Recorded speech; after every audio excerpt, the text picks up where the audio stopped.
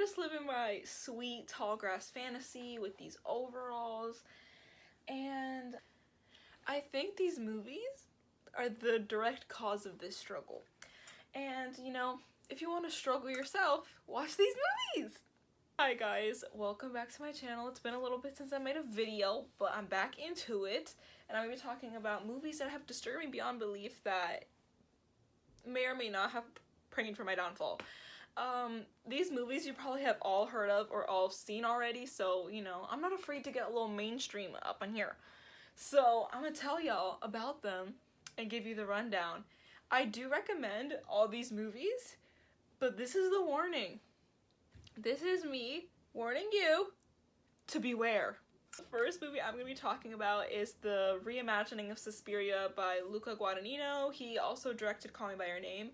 And this movie, I actually lived for it though. Like, it was just so fun. Well, not really fun, but it was an interesting storyline. Basically, this is about a girl named Susie who is entering a new dance company in Berlin. She's from America, and while she's there, she's uncovering a bunch of crazy stuff. And basically, I don't think this is a spoiler, this is like pretty clear since the beginning of, like, in the trailers, that the whole dance studio is actually run by a coven of witches, and they like feed off the energy of the dancers there. It is so cool. It is such a cool storyline. But let me tell you, there are long sequences where it's just pure disturbing imagery, fam. And I do not say that lightly. It starts right off the bat. So we have like about maybe like half an hour, maybe 20 minutes of the movie before anything big happens. And that's not a lot of time. And then so it's quick, it's fast paced. And then all of a sudden, there's just this one dance sequence and a character named Olga. I'm not even gonna say it because that's kind of a spoiler, but just know it's disturbing.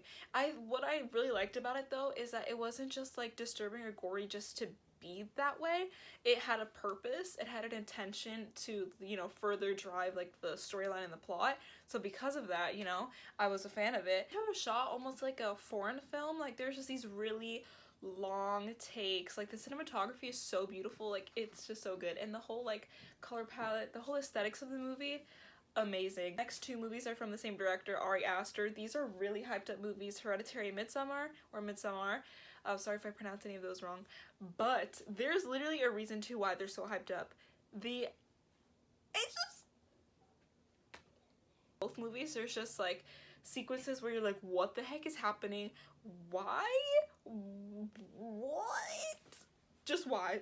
Like, you're just like, why is this happening? But then when you get to the end, you're kind of like, oh, that was the purpose of everything. It all ties in together, and I just love it. It kind of reminds me of like Jordan Peele style. Like, everything has a deeper meaning and everything kind of connects, and that's just kind of how it is with Ari Aster. Like, his is a little more clear, but I just love how everything kind of ties in together at the end. I would say Hereditary was more I think Hereditary was more disturbing for me just because it was more realistic, because it's a family drama. It was basically about this family who was really grief-stricken because some horrific things happened to some family members. So they're kind of like processing through their grief, and while doing so, they uncover some dark secrets about their family history that just impacts them forever. And it's basically, at its core, it's a family drama, and I live for family dramas, but they're just kind of realistic. Like, you can maybe find yourself in some of the characters, or you can kind of relate to some of the struggles they've had. Like, if you've been through grief or trauma, or you've known someone who's passed away, like, all those things are really relatable. So because of that, it's super disturbing because you can kind of connect that back into your own life. And it's just crazy because you're like, I kind of relate to what's going on here, but all these horrific things are happening. At the end of it, I looked at my parents and I was like, is there something y'all need to tell me? Like, Ari Aster made me lose trust in my own family members. You know what? Bye. And Midsommar was also, like, pretty realistic just because, again, like, those common themes of like grief, trauma, tragedy, how you go through that, how you process that, both of those like have really major, amazing leading women, and that do an amazing job that are both going through some really tough things. So you can kind of find yourself in characters, and that's what makes it even more disturbing. Next to the really graphic, horrific, like what the heck scenes. Next is Mother, directed by Darren Aronofsky. Aronofsky? I think I was right the first time. I love why is it always like the same font of a man making these just crazy movies? Like Darren Aronofsky and Ari Aster are like the same person in different fonts. Seek help. But you know what? It's fine. So Jennifer Lawrence and Javier Bardem, I think that's how you pronounce it. They are both like the lead actors in the movie, and it's basically a home invasion horror movie. So basically it plays on the genre about how like these people are always coming to your house and like they never leave. And what I find in common with like all of these is that they have really realistic settings or realistic kind of scenarios that you could find yourself in, like dance companies. Like a lot of people are in those. Family drama, everyone has to go through some sort of like family issues, you know, grief. And this one is about home invasion. You know, you just have guests in your house that just won't leave, and I feel like we've all had that feeling before. So that's why it makes it so horrific, because it's like, I know that feeling, it's familiar to me, and it's just crazy. And what I love about this movie is it has a humongous metaphor, because at first it seems like you think you understand what's going on, but then at the end, when like this super large sequence of events are happening, the whole meaning of the movie literally flips upside down. And like each and every single character has like a metaphorical meaning or a deeper background, and whether that was intentional or not, it kind of all plays into this one really big storyline about like Mother Earth, God, the relationship that we have with our planet. And that's all I'll say. But it's just crazy. It's just like one huge metaphor tied into a realistic scenario at first, and just playing with some really horrific themes. And I love how all of the camera angles are super close up at Jennifer Lawrence's face, so literally you can't help but like experience it with her, and you just feel like you're like in the story, and there's like no escaping it, which makes watching the movie, like the experience, really like anxiety inducing and really scary. Like the whole time I had like so much anxiety. But you know, if that's something you don't like, maybe skip out on this one.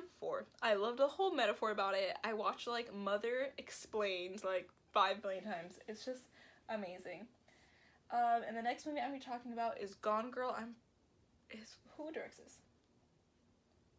Who directed Gone Girl? Which one? I found 6. Gone Girl by David Fincher. This one I think is the most watchable out of all of these. I'm pretty sure it's PG-13. It actually might be rated R. It is rated R. But there's not as much gore. There is gore, but nothing so horrific that it'll scar you for life. So, you know, if you're kind of new to the horror genre, or you're just someone who doesn't like that much gore, Gone Girl is a really an amazing option. But what like horrified me so much about this is because at the beginning of the movie you kind of grow to love the main character, Amy, and you really feel for her, and you think that she's like this really wonderful woman. But when she suddenly disappears and like all of the clues unravel about her disappearance, you're kind of like, what is going on? Is this the person who I thought she was? And it's just wild, because it kind of plays on those fears where it's like, is the person that you're marrying or the person that you're dating really the person you think they are? And it kind of makes you like do a double take and be like, are you telling me the whole truth? Or you are who you say you are? And that's just kind of terrifying, because it just makes you like second guess everyone you come across. You're just like, are you really the person I thought you were? Are you a crazy sociopath? So it's the only thing that can replenish me. Ma'am. Best believe all these movies are a trip. Best believe.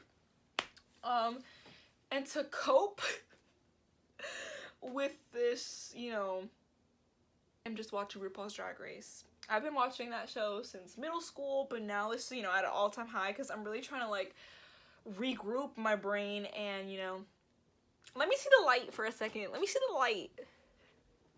The light is coming.